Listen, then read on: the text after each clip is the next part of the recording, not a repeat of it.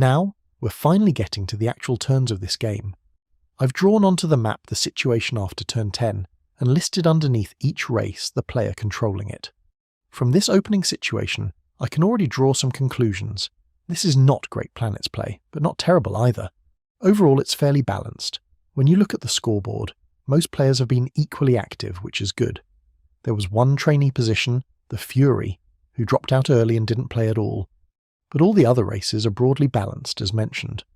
They're not playing brilliantly, but what matters most here is that they're all performing at a similar level. For example, most of them aren't doing any diplomacy, which is actually quite poor play. Diplomacy is roughly 1/3 of Planets, and if you ignore it entirely, you're playing the game while disregarding 1/3 of what makes it work. The only exceptions are the 3 players in the north.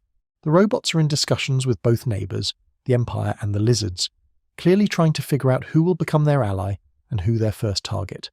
He's talking to both about border without committing to see what emerges. Wise. Taking the Lizards as ally would be a no-brainer, but if the Lizard is hesitant, not so much.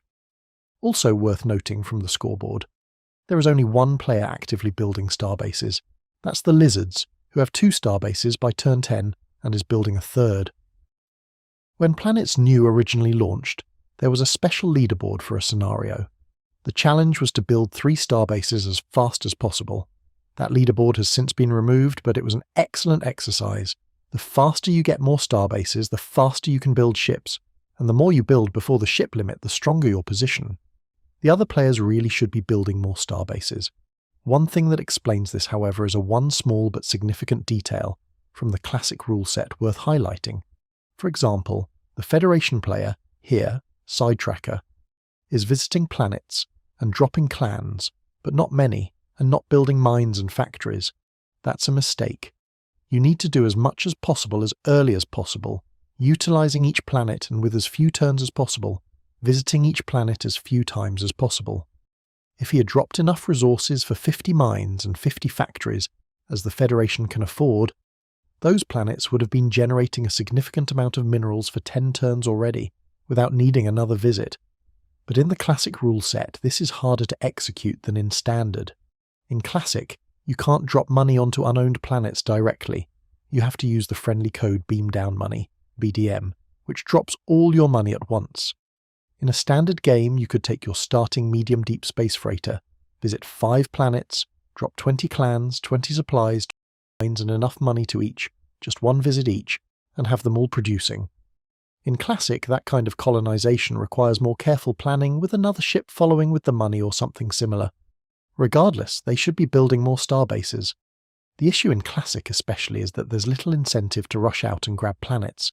If you just drop 1 clan on a planet, what does it actually do for you? It moves you up the leaderboard slightly, but there are no bonus builds for planet count.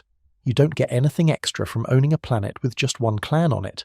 So overall, not great play, but balanced play among the players. One more thing worth noting. By turn 4, the Rebel player launched a ground attack on the Crystal homeworld.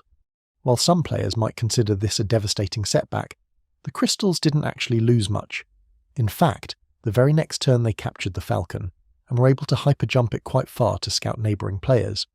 However, this opportunity is being wasted, because the Crystal player isn't using that Falcon to open diplomatic channels. The most valuable use of a hyper-jumping ship in the early game is connecting your empire to friendly players and establishing trade from the start. This could have been a jackpot for the Crystals, but without diplomacy, it's not delivering its full value, and the Rebel ground attack is not going to be a decisive blow either. This is the turn 10 situation. Let's see what develops next turn.